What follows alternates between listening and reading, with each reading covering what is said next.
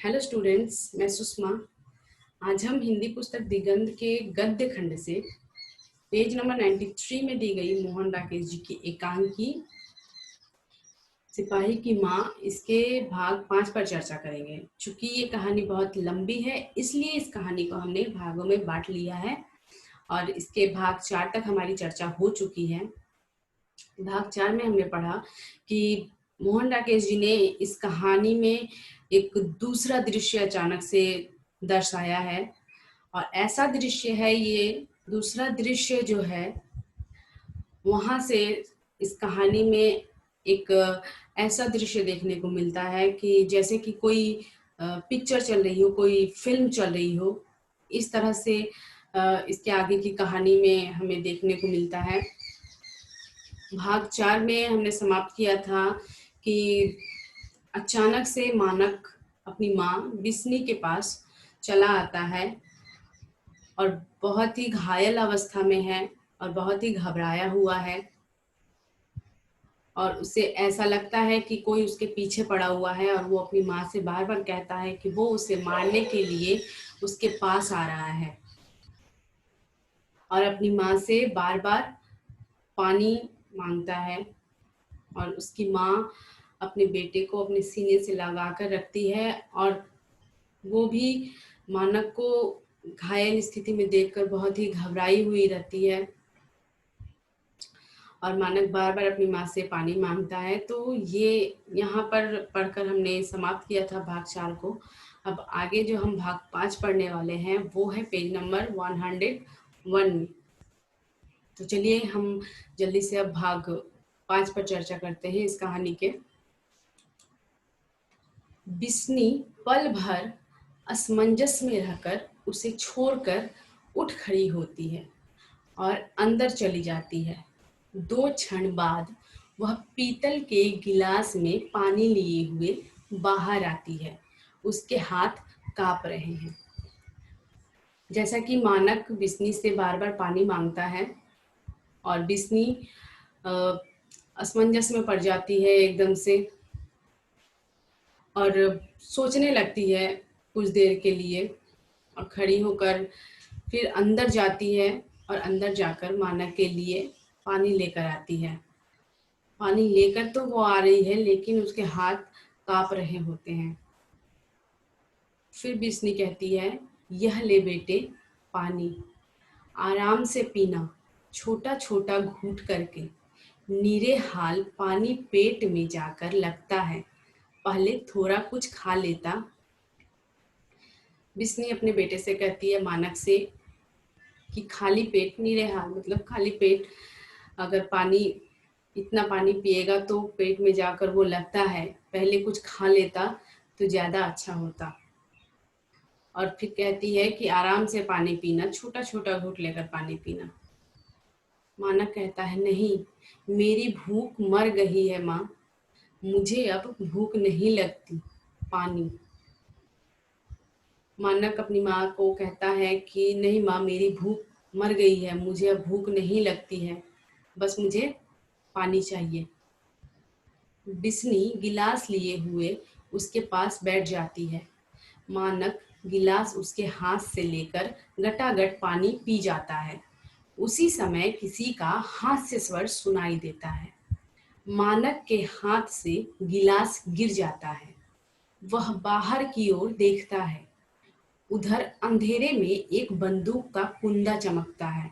मानक सरक कर माँ के नजदीक हो जाता है।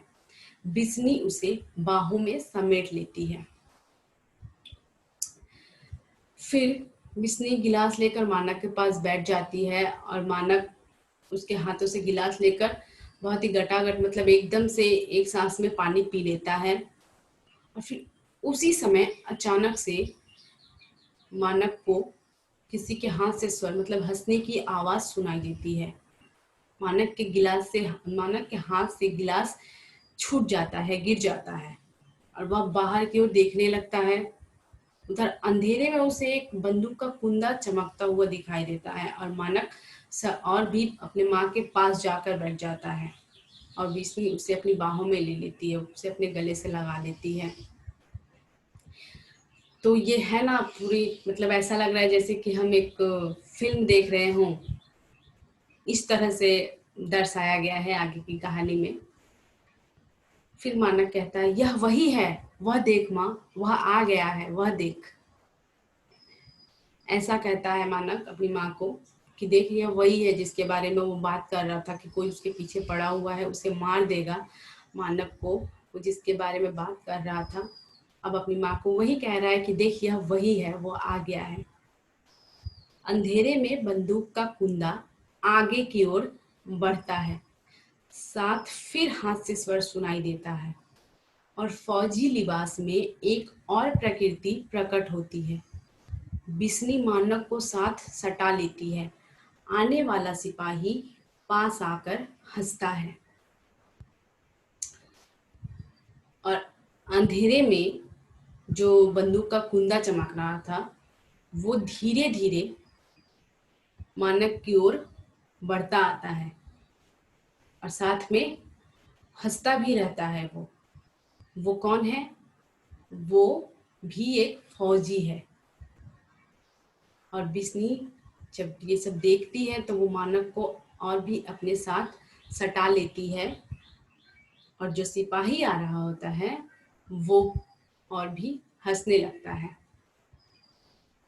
अब ये हंसी ऐसी वैसी हंसी नहीं है, वो सिपाही उसे मारना चाहता है, और वो उसी तरह की स्थिति बनाकर, टमन बनाकर उसके पास हंसता हुआ आता है।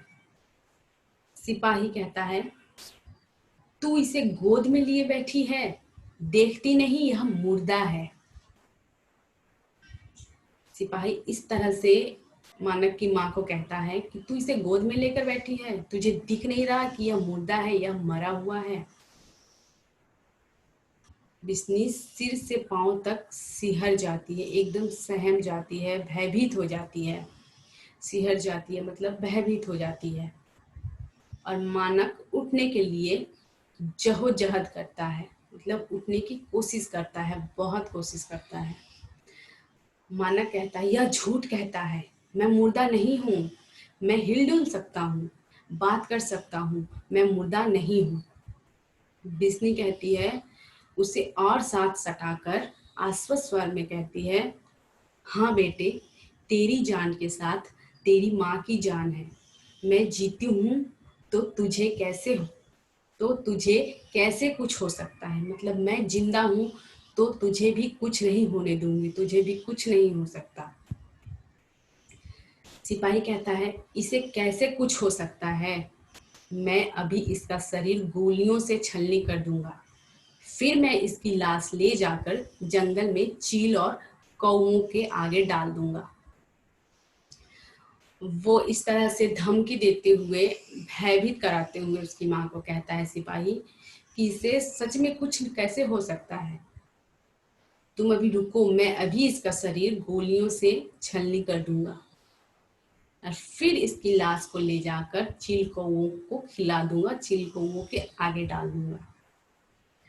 हंसता है और बंदूक का कुंदा मानक के बहुत निकट कर देता है।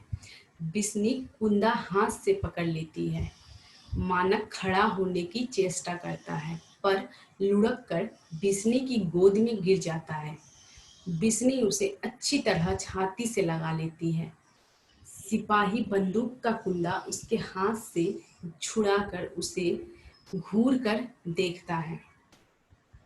सिपाही तो हंस रहा है, और हंसता हुआ बंदूक एकदम से मानक के निकट ले जाता है, नजदीक ले जाता है, और बिस्नी उस बंदूक को उसके हाथों से छीन लेती है, अपनी हाथों में ले लेती है।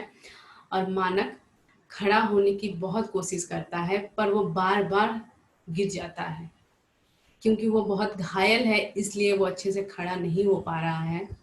और बिस्नी उससे बार बार अपनी छाती से लगाती है, अपने पास ले लेती है, अपनी बाहों में ले लेती है। और सिपाही जब मानक की माँ बिस्नी बंदूक को अपने हाथों में ले लेती है, तब सिपाही उसे बार घूर कर देखने लगता है। तू इसे बचाना क्यों चाहती है, तू इसकी क्या लगती है। सिपाही कहता है इस तरह से बिस्नी को, तू इसकी क्या लगती है, तू इसे क्यों बचाना चाहती है।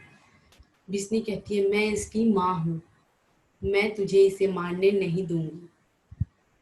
सिपाही कहता है, तू इसकी माँ है। उसे भी घूर कर देखता है और कहता है, पर तू देखने में तो इस वहसी की माँ नहीं लगती। तुझे पता है यह लड़ाई में वहसियों की तरह गोलियां चलाता है। इसने न जाने कितने सिपाहियों की जान ली है। यह इंसान नहीं जानवर है, और तू कहती है कि तू इसकी माँ है। सिपाही इस तरह से बिस्नी से बात करता है और कहता है कि तू इसकी माँ है, तू इस वैसी की माँ है। वैसी मतलब क्रूर, निर्दयी। इस निर्दयी आदमी की माँ है तू। तुझे पता भी है कि यह तो लड़ाई में एकदम निर्दयी लोगों की तरह गोलियां चलाता है, मतलब जिस पर तिस पर, मतलब जिस किसी पर गोलियां चला देता है। और न जाने इसने इस तरह से गोलियां चलाकर कितनों की जान ली है। यह इंसान नहीं है, यह जानवर है, और तू कहती है कि तू इसकी माँ है। इस तरह से सिपाही बिस्नी को कहता है, और बिस्नी आगे कहती है, मैं इसकी माँ हूँ, यह मेरा बेटा वहसी नहीं है। इसने किसी की जान नहीं ली, यह किसी की जान नहीं ले सकता। यह तो मरता हुआ कबूतर भी आंखों से नहीं देख सकता। मैं इसे लड़ाई पर नहीं जाने दूंगी, यह घर में मेरे पास रहेगा। और फिर भी बिस्नी कहती है सिपाही से कि मैं इसकी माँ हूँ, और मेरा बेटा क्रूर निर्दयी नहीं है, वहसी नहीं है। इसने किसी की भी जान नहीं ली है। यह तो एक मरते हुए कबूतर को भी अपनी आंखों से नहीं देख सकता।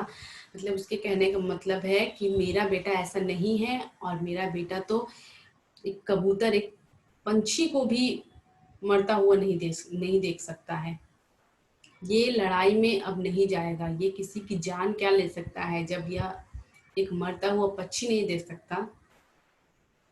और कहती है, मैं इसे अब लड़ाई पर नहीं जाने दूंगी। सिपाही कहता है, यह घर में रहेगा, पर यह तो हजारों का दुश्मन है, हजारों इसके दुश्मन हैं। वे इसको खोज रहे हैं। वे इसकी जान लेना चाहते हैं। और मानव को अपने पैरों से ठोकर मारकर कहता है सिपाही कि अब इसकी जान नहीं बच सकती। मैदान में हजारों सिपाही मर रहे हैं। यह वहां जाएगा तो भी मारा जाएगा, और यहाँ रहेगा तो भी। जब बिस्नी कहती है कि मैं इसे अब लड़ाई पर नहीं जाने दूंगी, घर में ही रखूंगी, तब सिपाही और भी क्रोधित होकर कहता है कि यह घर में रहेगा, मगर यह तो बहुतों का दुश्मन है। अगर ये बाहर नहीं भी जाए तो भी इसे लोग यहाँ आकर मारेंगे। वे लोग इसकी जान लेना चाहते हैं।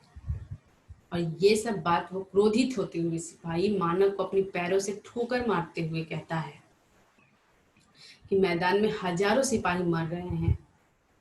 यह वहां जाएगा तो भी मारा जाएगा, और नहीं जाएगा तो भी ये मारा जाएगा। फिर मानव को ठोकर मारने लगता है, पर बिस्नी उसका पांव पकड़ लेती है।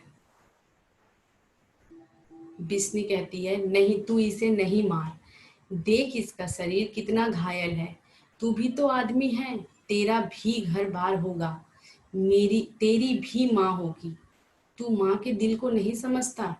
मैं अपने बच्चे को अच्छी तरह से जानती हूँ। यह दिल का बहुत भोला है, इसकी किसी के साथ दुश्मनी नहीं है। फिर बिस्नी कहती है, उसका पैर पकड़ लेती है सिपाही का, क्योंकि सिपाही बार बार मानव को ठोकर मारता है। और बिस्नी उसके पैरों को पकड़ लेती है और कहती है, तू इसे नहीं मार। देखना इसका शरीर कितना घायल है, यह खून से लथपथ है, और ये पूरी तरह से घायल है। तू भी तो एक आदमी है, तेरी तेरी भी तो माँ होगी, तेरा भी तो घर बार होगा। तू एक माँ के दिल को समझना, तू क्यों नहीं समझता। मैं अपने बच्चे को इस तरह से, मतलब बहुत अच्छी तरह से जानती हूँ। यह दिल का बहुत भोला है, और ये किसी की जान नहीं ले सकता, किसी के साथ दुश्मनी भी नहीं कर सकता। सिपाही हंसता है और कहता है, इसकी किसी के साथ दुश्मनी नहीं है, यह देख। यह देख मतलब वो अपने शर्ट का बटन खोलकर, अपनी कमीज का बटन खोलकर अपना लहू दिखाता है, उसके जो शरीर में उसे गोलियां लगी हैं वो दिखाता है और कहता है, ये सब घाव इसी के दिए हुए हैं। मैं इन घावों से कब का मर चुका होता, लेकिन मैं सिर्फ इसे मारने के लिए जिंदा हूँ। इसे मारे बिना मैं नहीं मरूंगा।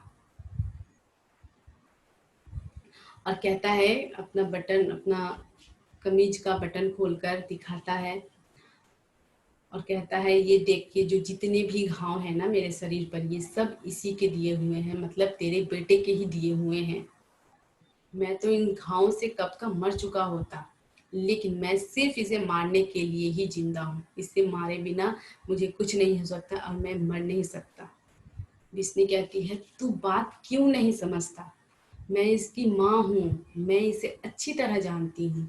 यह किसी दुश्मनी से लड़ाई में नहीं गया। इसे मैंने लड़ाई में भेजा था। इसकी बहन अब ब्याहने जोग हो गई है। 6 महीने साल से हमें उसका करना है।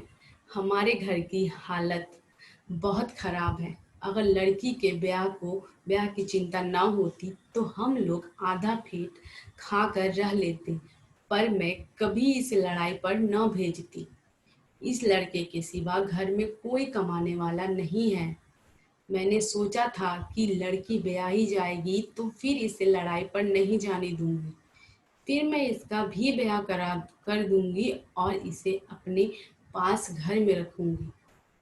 मुझे क्या पता था कि लड़ाई में जाकर इसकी यह हालत हो जाएगी। आज यह इस हाल में घर आया है। मैं इसे आज अपने से कैसे अलग कर सकती हूँ? इसकी जगह तू होता तो तेरी माँ तुझे अपने से अलग होने देती? यहाँ पर बिस्नी बहुत ही लंबी एक बात कहती है सिपाही से कि अगर मेरे घर में मेरी एक बेटी नहीं होती, उसका ब्याह नहीं कराना होता, तो मैं इसे लड़ाई में कभी नहीं भेजती। और ये लड़ाई में अपनी मर्जी से नहीं गया था, मैंने इसे भेजा था। ये किसी भी दुश्मनी से नहीं गया था लड़ाई में, मैंने इसे भेजा था। और अगर मेरे बेटे की शादी की बात नहीं होती, मेरी बेटी की शादी कराने की बात नहीं होती, तो मैं इसे कभी भी लड़ाई में नहीं भेजती। मैंने तो सोचा था कि ये जब लड़ाई से वापस आएगा तो अपनी बेटी का भी ब्याह कर दूंगी और इसका भी ब्याह कर दूंगी, और फिर इसे कभी अपने से दूर नहीं जाने दूंगी, अपने घर में ही अपने पास रखूंगी। इस तरह से कहती है। और फिर सिपाही कहता है, मेरी माँ, जरा सा हंसकर, मेरी माँ अब पागल हो गई है। वह रोज मेरी मौत का इंतजार करती है। वह हंसकर कहती है कि थोड़े दिनों में मेरे बेटे की लाश घर आएगी। मेरी बीवी ने अभी से बेवा का स्वांग बना लिया है। उसने मुझे लिखा है कि जिस दिन वह मेरे मरने की खबर सुनेगी, उस दिन गले में फांसी लगाकर मर जाएगी। उसके पेट में 6 महीने का बच्चा है। उसके साथ ही वह भी मर जाएगा। और तेरे लड़के ने देख मेरा क्या हाल किया। यह अभी भी मेरे खून का प्यासा है। इसकी आंखों को देख। इसकी आंखों में तुझे वही सियाना चमक दिखाई नहीं देती? विष्णु के इतना कुछ कहने के बाद सिपाही भी अपनी बात रखता है उसके सामने और कहता है कि मेरी माँ, मतलब इस तरह से हंसकर, थोड़ा सा हंसता है और कहता है कि मेरी माँ तो अब पागल हो गई है। वह रोज मेरी मौत का इंतजार करती है।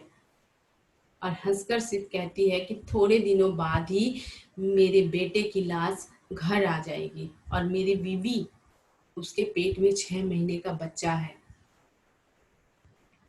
और उसने अभी से ही बेवा यानी कि विधवा का स्वांग रचा लिया है, विधवा के कपड़े और विधवा की तरह रहती है। और उसने कहा है कि जिस दिन मेरे मरने की खबर उसके पास जाएगी, वह गले में फांसी लगाकर मर जाएगी। और फिर से अपना सीना खोलकर, अपने कमीज का बटन खोलकर दिखाता है, अपना सीना दिखाता है और कहता है कि देख तेरे लड़के ने मेरी क्या हालत बना दी है। वह अभी भी मेरे खून का प्यासा है और इसकी आंखें देख, तुझे नहीं दिखता कि यह कितना निर्दयी है, अभी भी मुझे मारना चाहता है। तो इस तरह से बिस्नी और सिपाही दोनों एक दूसरे को अपनी अपनी बातें बताते हैं। और ये दृश्य, ये भाग 5 पढ़ने के बाद ऐसा लगता है ना कि पूरी तरह से कोई फिल्म चल रही हो। किस तरह से सिपाही घायल है और उसकी माँ उसे बचाना चाहती है। मतलब मानक किस तरह से घायल है और उसकी माँ उसे बचाना चाहती है, और जो दूसरा सिपाही है वो मानक को मारना चाहता है। और इस तरह से मानक और सिपाही दोनों में बहुत ही जोड़ों का एक युद्ध कह सकते हैं हम, वैसा हो गया है दोनों के बीच की परिस्थिति। और उन दोनों के बीच उसकी माँ, मानक की माँ फंसी हुई है और अपने बेटे को बचाने के लिए उस सिपाही से बार बार गुजारिश करती है, उसके हाथ पैर पकड़ती है। तो भाग 5 में हमने यही देखा कि किस तरह से मानक की माँ मानक को बचाना चाहती है उस सिपाही से, जो सिपाही मानक को मारना चाहता है। तो ये हमारा भाग 5 यहाँ पर हम समाप्त करते हैं और इसका भाग 6 हम अगले वीडियो में पढ़ेंगे। Thank you.